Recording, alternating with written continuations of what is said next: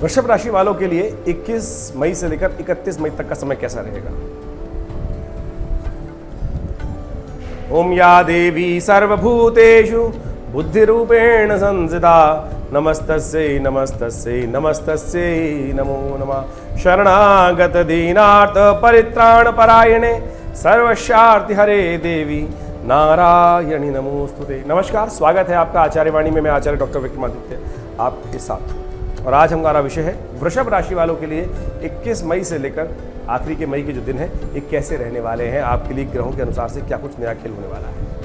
ये दिन जो है विशेष तौर पर आपके लिए ओवरऑल दिखाई देते हैं हमें, वृषभ राशि वालों काफ़ी अच्छे रहेंगे। आपके हाथ में किस्मत का हाल हो सकता है, यानी आपके भाग्य से बहुत सारे अच्छे कार्य हो सकते हैं, और बहुत बड़ी बुद्धि दृष्टिकोण से भी काम करेंगे तो आप अपने समय को अच्छे से यूटिलाइज कर सकते हैं। कीर्ति के योग, यश के योग बहुत अच्छी प्रकार से बन रहे हैं, लेकिन कुछ चीज़ों में विशेष तौर पर सावधानी रहने की ज़रूरत है। जीवन साथी के साथ अपने संबंधों को बहुत अच्छे रखने का आपको प्रयास करना चाहिए, नहीं तो कहीं ग्रह आपको कष्ट भी दे सकते हैं। ऐसे में थोड़ा सा एग्रेसिव नेचर आपको परेशान कर सकता है। अपने मनोविचार को शांत रखते हुए कार्य करने की ज़रूरत है। सूर्य इन दिनों आपकी राशि में चल रहे हैं, और सूर्य जब राशि में चलते हैं तो उग्रता देते हैं, अशांति देने के योग बनाते हैं, तो थोड़ा सा बैलेंस होकर काम करने की ज़रूरत है। तो वृषभ राशि वालों, आपके लिए समय कैसा रहेगा आप डेट के हिसाब से समझ लीजिए, और कुछ खास उपाय कर आप कल्याणकारी योग भी बना सकते हैं।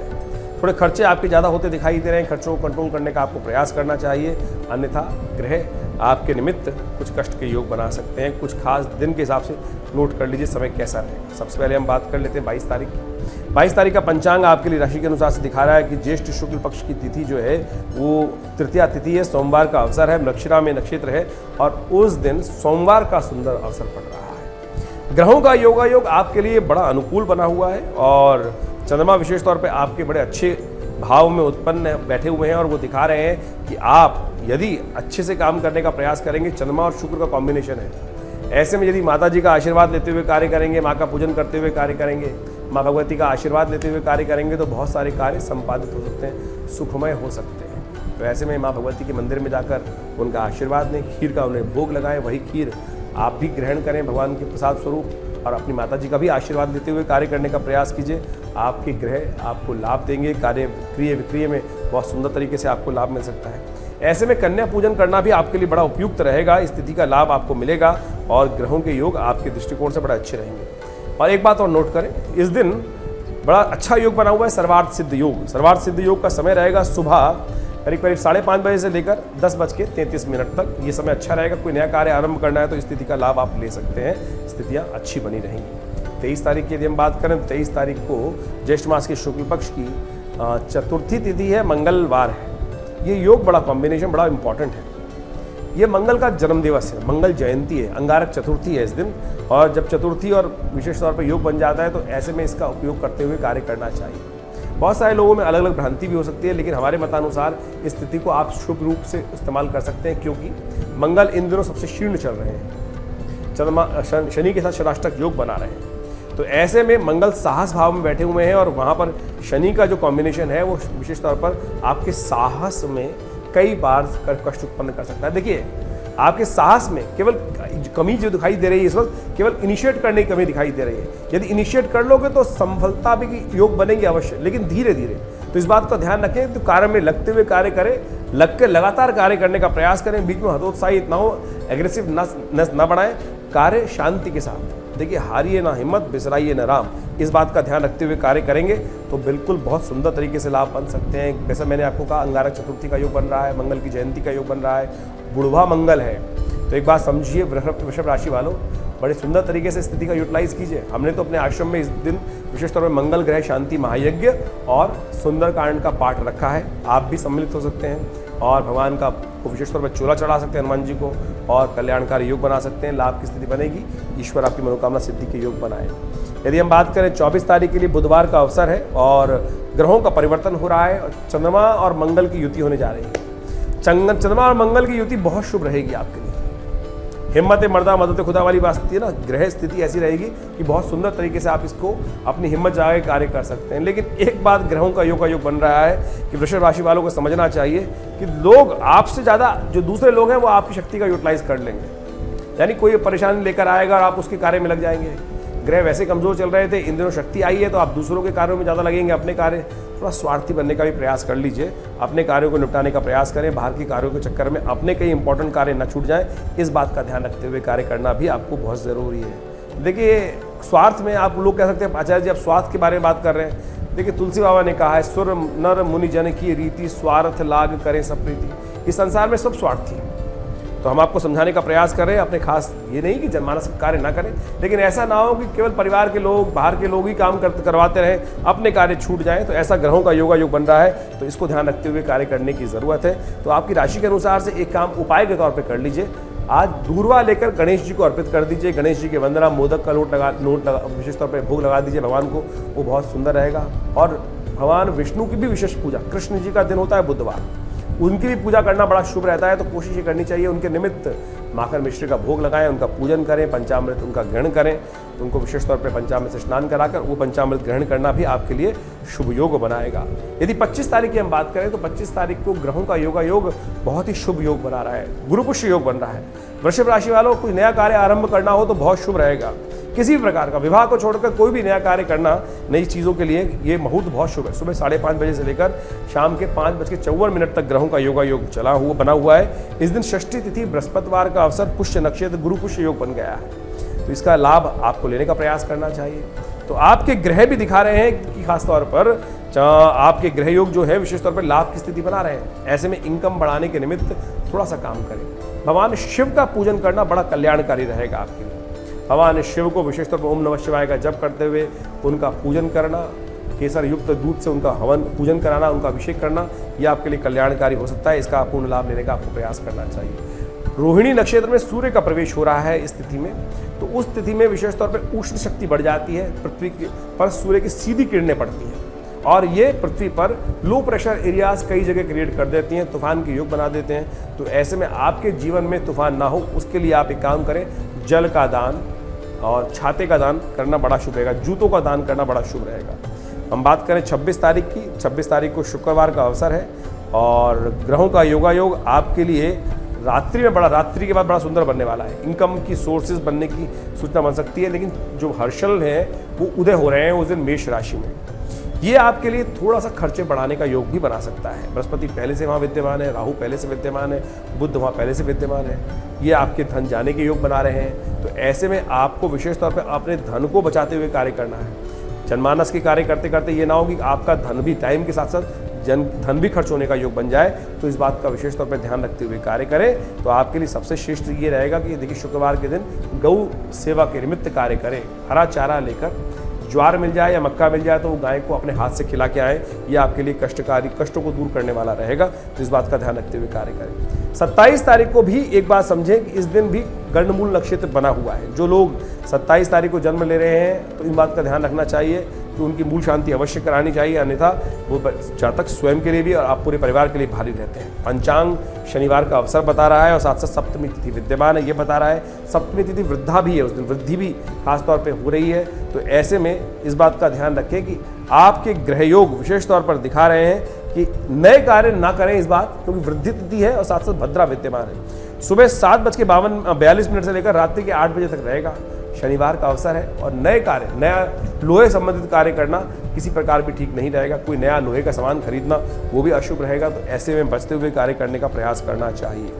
ग्रहों का योगायोग आपके लिए जो दिखा रहा है विशेष तौर पर, ये गजकेसरी योग बना रहा है, धन आने के योग बना रहा है। विशेष तौर पर कई स्थितियों से लाभ की स्थिति बन सकती है। तो आप अपने कार्यों में पूरी तरह से तटस्थ होकर कार्य करने का प्रयास करें। आपके लिए ग्रहों का योगायोग शुभ हो सकता है आमदनी के दृष्टिकोण से। यदि हम बात करें 28 तारीख की, रविवार का अवसर, अष्टमी तिथि, ज्येष्ठ मास की अष्टमी, शुक्ल पक्ष की, ये दुर्गा अष्टमी है। रविवार और जब ये दुर्गा जी का अष्टमी पड़ जाए तो ये बहुत सुंदर तिथि हो जाती है भगवान को, भगवती को प्रसन्न करने के लिए। ऐसे में गजकेसरी योग पहले ही चल रहा है, तो आप एक काम करें, सुबह सुबह भगवती के निमित्त थोड़ा यज्ञ कर लें दुर्गा सप्तशती में, जो आप खासतौर पर श्री सूक्त के मंत्रों से, ओम हिरण्यवर्णाम हरणीम सुवर्ण रजस्त्रजाम चंद्राम हिरण्मयीम लक्ष्मीम जातवेदो माव या श्री स्वयं सुखितनाम भवने सुलक्ष्मी पापात्मनाम कृत्याम व्रते सुबुद्धि, कुछ भी मंत्र जो भी आपको याद है, और नहीं तो कोई छोटा मंत्र, ओम ह्रीं नमः, ओम ह्रीं स्वाहा इस मंत्र से आहुति कर ले, नहीं तो ओम ह्रीं नमः इस मंत्र का जप कर लीजिए। ओम ह्रीं महालक्ष्मी नमः, अनेक मंत्र हैं जिनके द्वारा भी महालक्ष्मी का पूजन करेंगे तो बहुत शुभ रहेगा। साथ साथ धूम्रावती जी की भी जयंती है।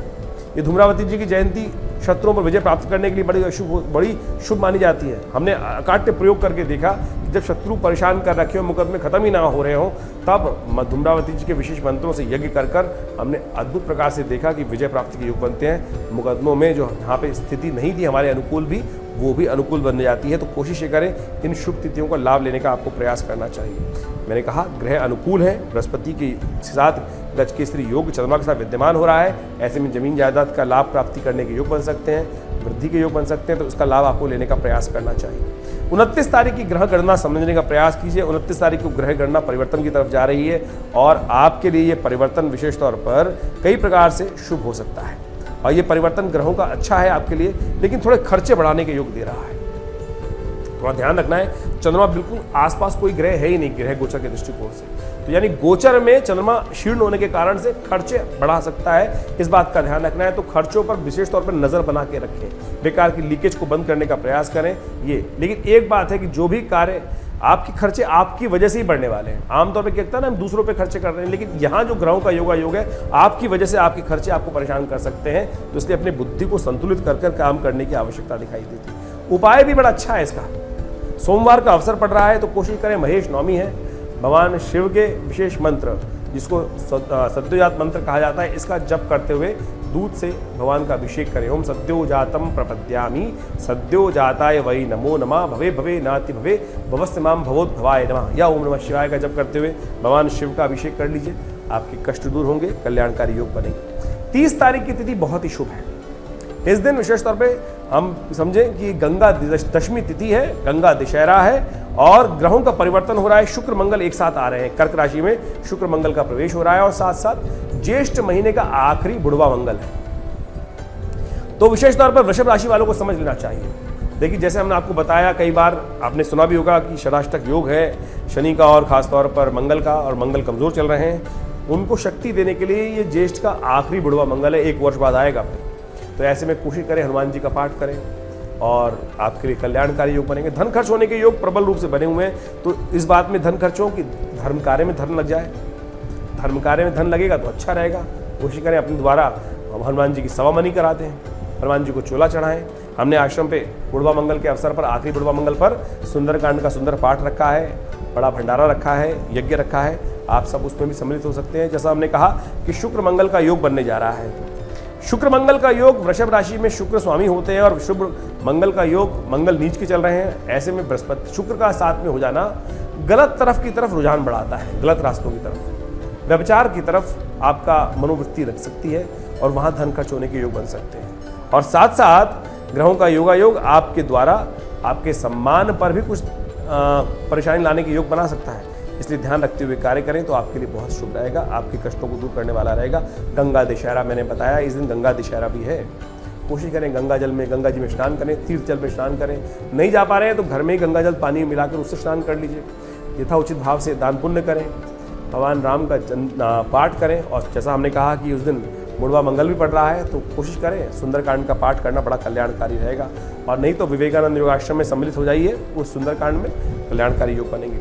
31 तारीख की ग्रह गणना को समझे तो 31 तारीख को ग्रहों की गणना दिखाती है कि उस दिन निर्जला एकादशी है। पंचांग के दृष्टिकोण से बहुत शुभ तिथि है। भगवान विष्णु को प्रसन्न करने के लिए पालक देवता जो हमारे हैं, उनको अन्न, विशेष तौर पर उनके ऊपर अन्न श्रद्धा विश्वास से उनका पूजन करें। विशेष तौर पर उनका शालिग्राम जी का पूजन करें, जल का दान करें।